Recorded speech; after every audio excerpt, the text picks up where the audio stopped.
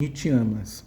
Foi na Grécia, numa cidadezinha que, segundo a tia Neiva, se chamava Nitiama, muito árida e seca a ponto de os homens partirem para a caça e para as guerras, formando legiões enormes, deixando a cidade por conta das moças.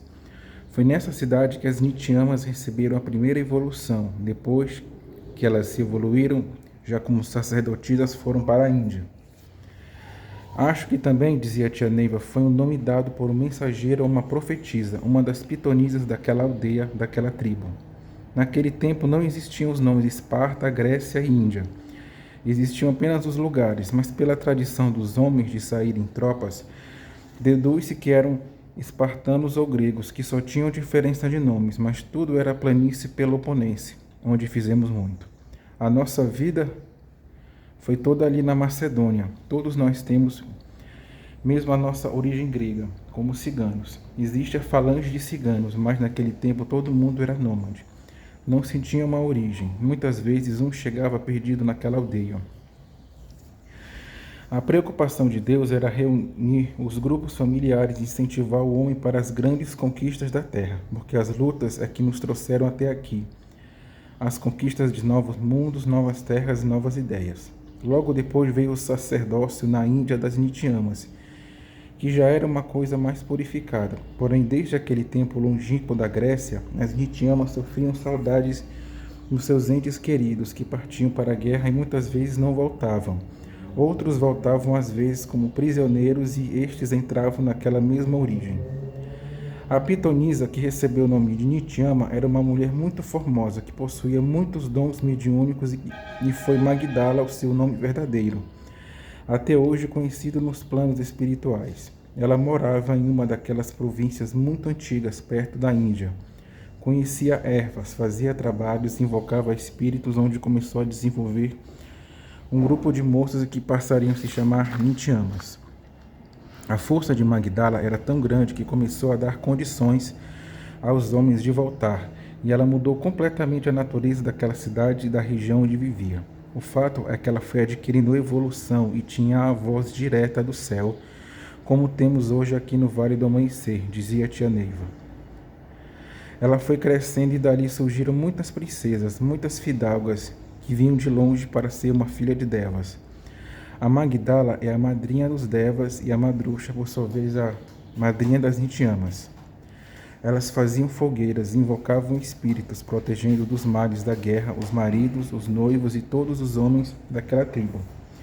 Invocavam a ponto de fazerem mesmo eles voltarem. Contudo, eles demoravam muito, custavam a voltar com suas tropas. Era uma vida muito triste, mas o espírito que elas tinham de guardiães era tão sincero e sublime que alimentavam as suas vidas. Na realidade, elas eram solitárias mesmo, e quando os homens voltavam, formavam brincadeiras, dançavam em volta da fogueira, cobrindo o rosto com véu, e eles, deslumbrados com as danças e com a beleza daquelas jovens, escolhiam entre elas a sua esposa. E no momento do pedido, o soldado descobria o rosto da jovem Nitiama e se casavam, fazendo rituais sempre em volta de uma fogueira, onde residia a força delas. Certa época, começou uma epidemia, moléstia que se alastrou por toda a região, causando temor a toda a população. A causa da epidemia não foi descoberta pelos médicos da época, muito menos pelos curandeiros, que naquele tempo se faziam muito presentes. Enquanto a doença se alastrava, dizimando famílias, os esforços eram em vão. As vítimas nada podiam fazer, a não ser aguardar a hora da morte. O pânico foi geral e a preocupação crescia a cada instante, até que um raio de esperança surgiu, trazendo a cura e o conforto aos desesperados. A cura tão esperada estava nas mãos de cada uma das moças daquele grupo de jovens, que com simplicidade usavam seus poderes, fazendo a cura dos doentes. Logo a população tomou conhecimento do fato, e os enfermos formavam grandes filas na busca de suas curas. Ela fazia tudo isso por caridade, sem receber nada em troca. Tudo corria normalmente até um certo momento. Quando as autoridades médicas ficaram sabendo que havia uma moça curando a citada moléstia, não admitiram de forma alguma. A partir daquele momento, ela passou a ser um obstáculo para a medicina local. Os médicos estavam perdendo seus ganhos e o próprio prestígio como profissionais. Precisavam recuperar e conservar sua reputação. Assim sendo, as autoridades competentes tomaram a decisão de expulsá-la da cidade e ela teve que obedecer e deixar aquela localidade, se afastando da família e do grupo a que pertencia. Porém, a união do grupo era tão forte que algumas jovens a seguiram. Elas se instalaram em tendas muito humildes em uma cidade vizinha e os moradores da cidade chamavam-na de Nitiamas pelo fato de terem vindo de uma cidade com esse nome. As Nitiamas sozinhas enfrentaram uma pobreza e naquela época elas juntavam pedaços de tecido colorido e faziam suas roupas, sendo a razão pela qual hoje a indumentária da Nitiama é formada de nesgas coloridas. As Nitiamas faziam coisas magníficas, teatros, festas, mas tudo delas começava com a fogueira, uma atitude muito autêntica das ciganas. Elas liam as mãos das pessoas e faziam previsão do futuro. As pessoas viajavam distâncias muito grandes para ver as Nitiamas. As tropas que pertenciam a outras tribos naquele mundo passavam por aquela região e tinham medo enorme das Nitiamas, porque elas manipulavam os fenômenos meteorológicos, praguejavam e quando pediam a chuva, elas invocavam os deuses da natureza fazendo chover. Eram respeitadas e ficaram conhecidas como filhas dos Devas. Nitiama significa filha dos deuses, filhas da natureza. Elas controlavam o sol e a chuva e eram temidas até pelos piratas.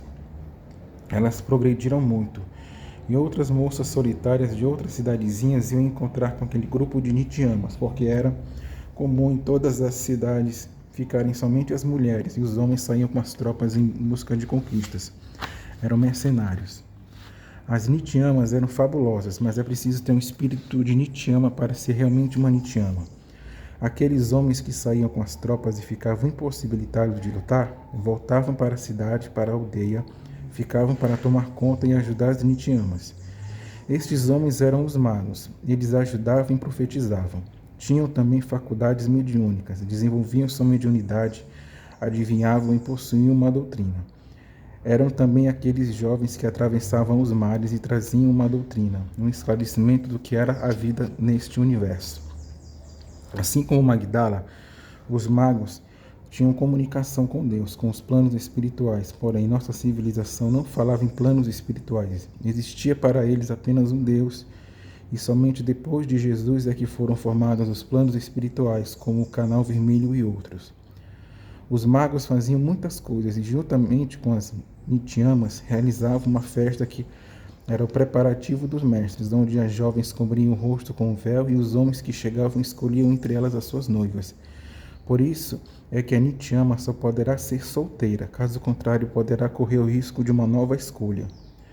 Era um ritual muito bonito e tia Neiva deu graças a Deus na ocasião em que contava essa história, porque na época as forças já favoreciam o desenvolvimento destes rituais.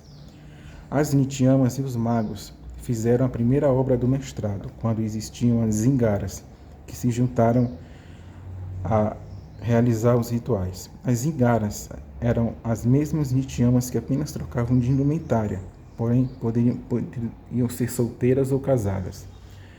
Hoje, as Nitiamas e os magos são os médiuns que vieram para atender o mestrado, formar as filas magnéticas, fazer as cortes para os rituais, imantrar os ambientes, abrir a chama da vida, receber as energias dos mestres que descem da estrela candente, ocupar a Cassandra, fazer corte para a abertura do oráculo e cruz do caminho, atender os trabalhos realizados no Turigano, na estrela sublimação, Sandai de tronos, conforme as leis escritas deste amanhecer, servir aos adjuntos quando convocados e ornamentar o templo onde estiverem, conduzindo a beleza nos trajes e no seu porte no templo. As Nitiamas e os magos são responsáveis também pelas aulas do pequeno pajé.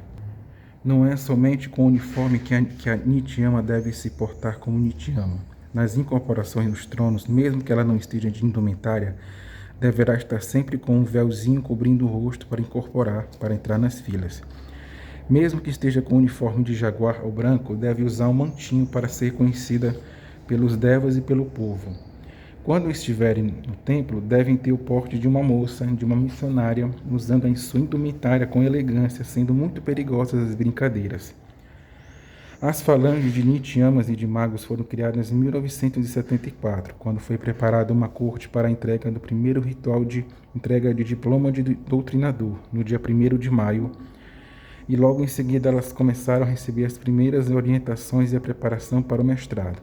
As mocinhas com a idade abaixo de 18 anos somente poderão ficar no templo até às 20 horas no máximo. Recebem um ritual de escalada e já podem ser dispensadas. Se o ritual ultrapassar o horário das 20 horas, elas terão que ser retiradas, porque poderemos ter problemas com o juizado na infância e da juventude. O mesmo deverá acontecer com os magos da mesma idade. As Nityamas precisam trabalhar muito aos domingos, porque as energias manipuladas alimentam os médios novos, e eles ficarão encantados com suas indumentárias. Elas poderão levantar uma corrente quando estão bem conscientes de sua missão e usarem sua indumentária dentro de um porte elegante e respeitável. As Nityamas e os magos poderão trabalhar com outros uniformes ou participar de outros trabalhos se forem autorizados pelos Devas, Alufan ou Adejan, no Templo-Mãe, ou pelo presidente do templo, no caso de menores de 18 anos, desde que não deixem de atender às suas atribuições específicas. Está em primeiro plano seu trabalho como missionária ou missionário de falange. A Nityama ou mago que não recebeu o seu segundo passo iniciático, ou seja, a elevação de espadas, não poderá participar da escalada na estrela candente, unificação, abatai e dualidade nos sandais, cura, junção, indução e sudali no caso da Nityama. Ficam limitados às cortes dos respectivos trabalhos quando for o caso. Os menores de 14 anos somente poderão fazer o canto na abertura da chama da vida, para o julgamento do pequeno pajé e participar das cortes, exceto na área de unificação. As aberturas da chama da vida para o recebimento da escalada e do sandai de tronos não deverão ser feitas pelos menores de 14 anos, a não ser em condições especiais, quando autorizados pela primeira ou primeiro da falange ou pelos devas, após a aculturação e avaliação de sua conduta, estrutura física e mental, e os mesmos tenham no mínimo 12 anos e recebido a sua emissão. Essas determinações deverão ser seguidas também pelas outras falanges no que couber.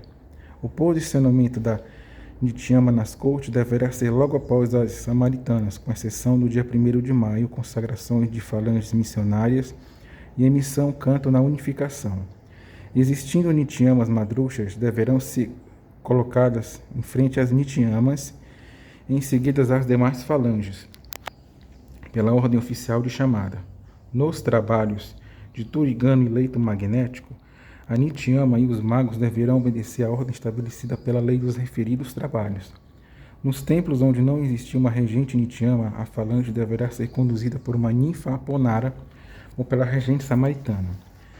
Na formação de uma fila magnética, as Nityamas e os magos deverão se posicionar numa determinada ordem decrescente de altura, de forma que os menores pajés se coloquem no final da fila. O uso da lança pela Nityama será obrigatório nas cortes do 1º de maio, unificação, consagrações de adjuntos e componentes, consagração de enlevo, consagração do mestrado e de falanges missionárias, casamentos e mantrações no Vale do Amanhecer e estrela sublimação como ismênias. Não será permitido o uso de lanças pela Nityama pajé. No recebimento da escalada, as Nityamas farão revezamento com as samaritanas para a entrega da espada do Aledar. As duas falanges assumem a responsabilidade da entrega por um período de 1 mês cada. A Nityama não poderá dar um passo sem o rosto coberto. Se passasse uma Nityama sem o véu no rosto, ou ela estava errada ou não estava tendo um ritual.